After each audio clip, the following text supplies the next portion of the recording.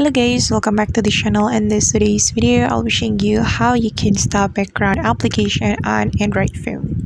Alright guys, first of all, go to your settings application on your Android phone and you're going to find the battery and device setting. So just scroll your screen until you find it, and this one you can tap on it. Then you are going to click on the memory option over here guys. Then you can click on the clean now option. Okay, tap on the clean now option. Then the background application on your Android phone will be stopped after you tap on clean. Okay, and actually there is another way to stop the background application.